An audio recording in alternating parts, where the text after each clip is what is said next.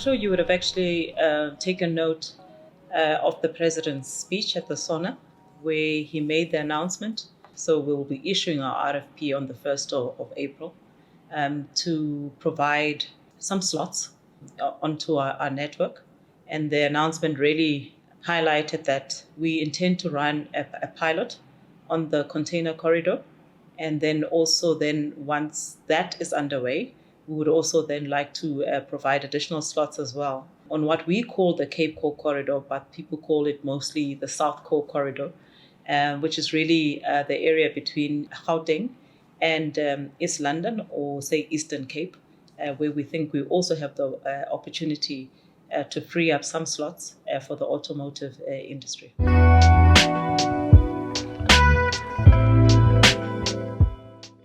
It's an open market process. From the 1st of April, we have 6 slots that are available on the container corridor. And then we have 10 slots that are available on the Cape Core corridor for automotive.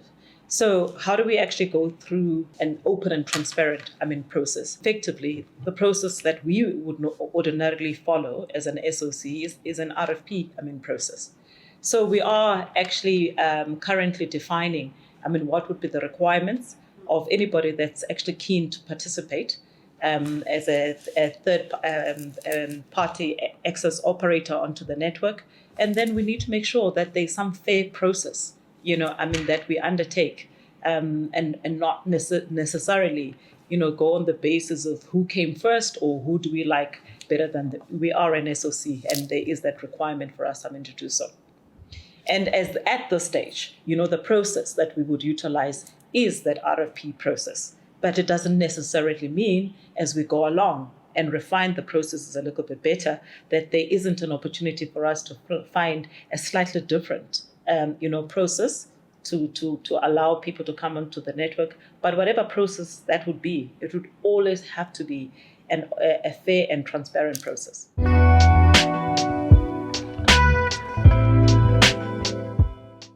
We're working very hard to actually finalize, what that fee would be.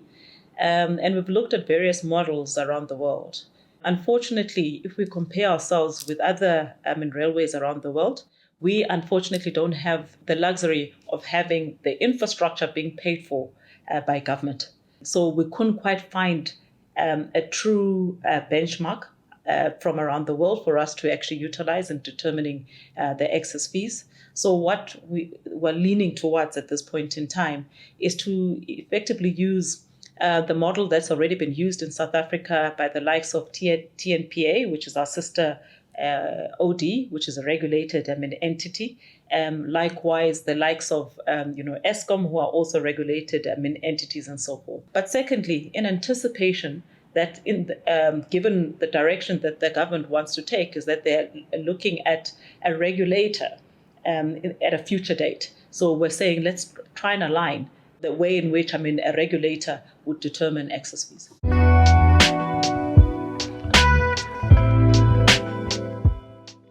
Well, if anyone has an interest in leasing out any of our rolling stock that we have in-house, then yes, we would be more than happy to do so.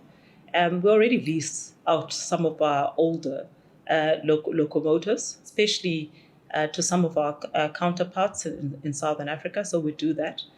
But the truth be told is that we would probably be very limited in providing anybody who's interested with any rolling stock in the immediate future, given that we are constrained ourselves.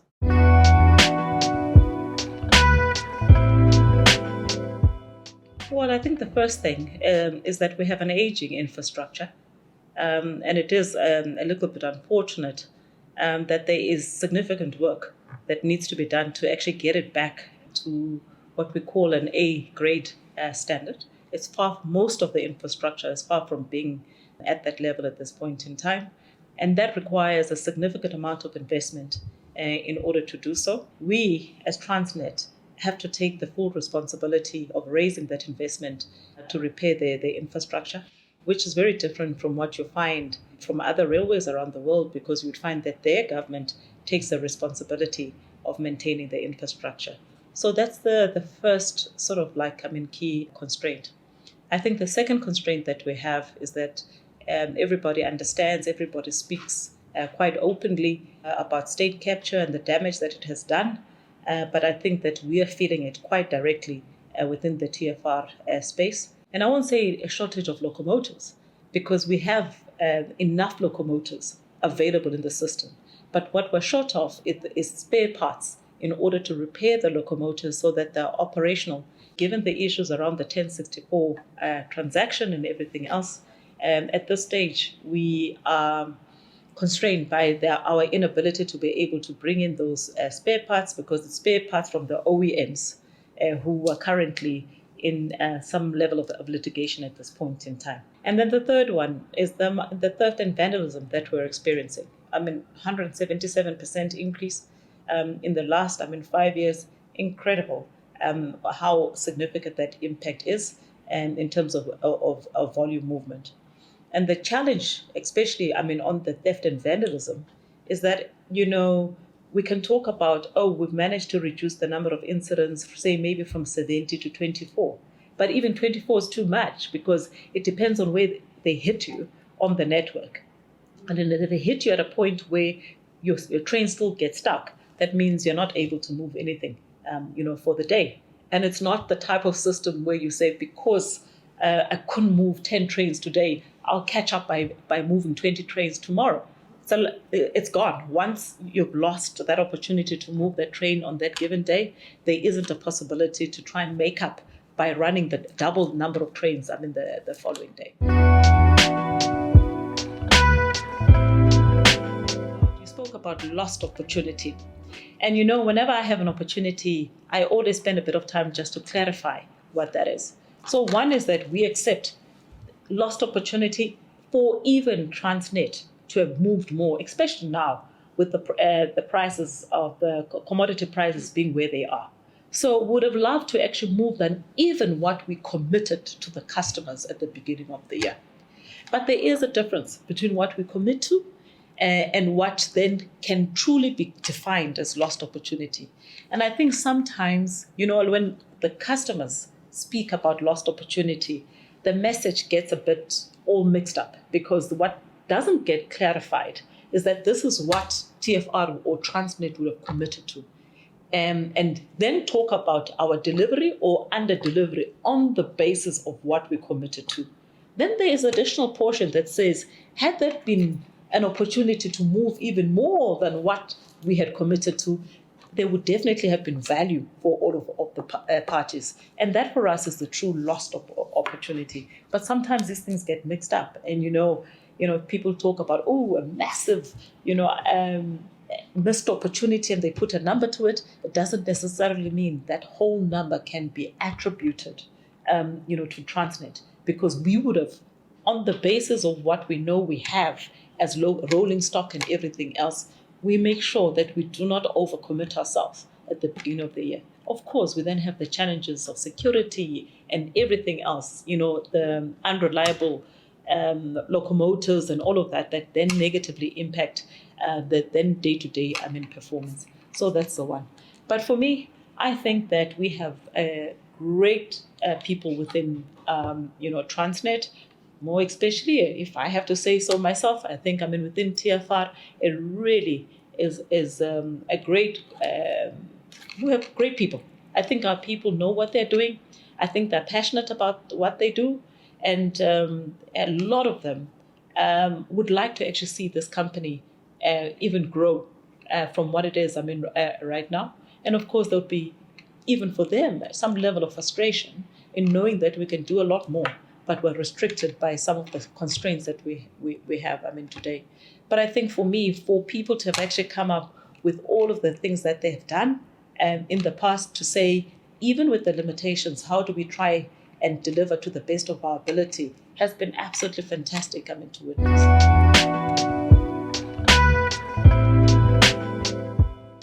We say we don't have a problem with demand, because every single year, even prior to all of the things that we then experienced during the year, but every single year at the beginning of the financial year, when we're signing up our commitments with our customers, we're already turning away business. because we look at the limitations that we have, which I've already, spoken to. That in a perfect world, if we didn't have, some of the constraints, what would we be focusing on? We would be focusing on expanding the infrastructure, especially on key flows. And by the way, it's not as if it's not something that we're not working on. We do think that it's important that regardless of the challenges that we have right now, that we try and find solutions for those short to medium and term problems, but also begin to look at medium to long-term initiatives. And the medium to long-term initiatives is about creating additional capacity, especially on flows like manganese. So the growth of manganese, or the demand for manganese, has far outstripped what we have, the potential to move on the rail infrastructure. So we think we have a potential there to expand the infrastructure to be able to move a lot more in support of the various mining customers, especially around the Northern Cape. The same can be said as well on the iron ore line, that we think there we have an opportunity to expand the network a bit, which would require us to add a couple of loops in certain portions of the network, and we would be able to deliver a much higher volume output, which then would allow the ability of to bring in the new entrants who are quite keen.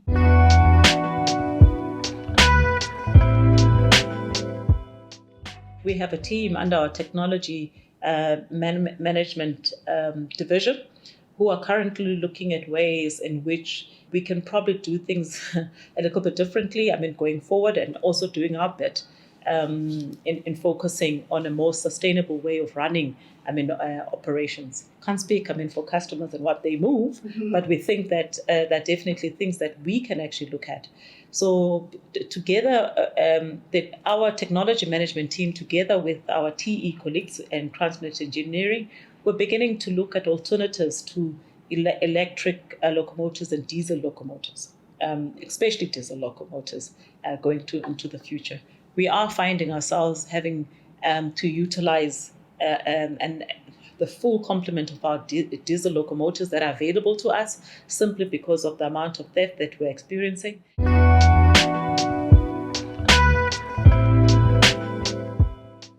Well, look, in the next 6 months, one of the things that we've decided is that we really focus on, and we're calling it our going back to basics type of program. And it's going back to basics in focusing on some of the things that I've already actually mentioned, is that trying to find a smarter way to utilize our limited availability of funds to fix the infrastructure. So we've already come up with the program to try and do that a lot more better and more efficiently. Part of it is that, and hopefully we can actually try and find better solutions to quicker procurement as well, because we just have to try and get the maximum value from the little pot of money that we have. From an operational side, we've been busy. It's already started. Essentially what we're doing is that we've started with the multi-skilling of our trained drivers. If we had been able to achieve what was the initial intention of the 1064, would probably be down now to fewer types of locomotives. And the idea was to really just to make sure that we're more streamlined, where you have one type of loco on a particular corridor. It hasn't actually worked that way. So we've had to go back now, and we're training our drivers to be multi-skilled in order to handle more than one type of locomotives, which then helps us with the improvement of running our trains and turning them around. We've been doing I think it's fantastic work. I must say that. I think it's absolutely fantastic work that with all of these challenges, it really has required us, to think a little bit further, out of the box in terms of what we can do. And most of our corridors have been running longer and longer wagon trains. So we've been testing running longer trains for our chrome flows on the Northeast Corridor. We did the same as well, even on the export coal line, where might not seem as much, but if you add 2 additional wagons, that's significant volumes that you are able to improve on with the limited slots that we have. And then we want to collaborate. We really believe that we want to collaborate a lot more with our customers, because we're beginning to see some real value out of the partnerships that we've had to form in the last few months. And as we see the results of that, more and more customers are coming to the party as well to say, let's also collaborate, especially on issues pertaining to security, to try and improve on delivery.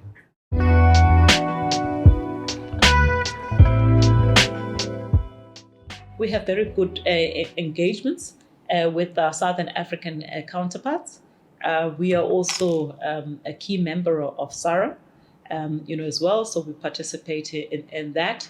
We continue to work, very closely with people like CFM, which is on the Maputo side, because some of our flows also move through the Maputo port. So we are working very closely with CFM. Likewise, we're working very closely with Swazi Railways because some of our flows go through Swaziland to finally get into Richards Bay. And then we have a business development unit sitting up at Group. And what they're looking for is new opportunities, for us as Transnet on the continent. So they're beginning to move higher and higher beyond Southern Africa. But on the Southern African side, I think we have very, very good engagements and collaborations. Botswana Railways, we meet with them on a regular basis. And there are a couple of projects that are underway between the two entities.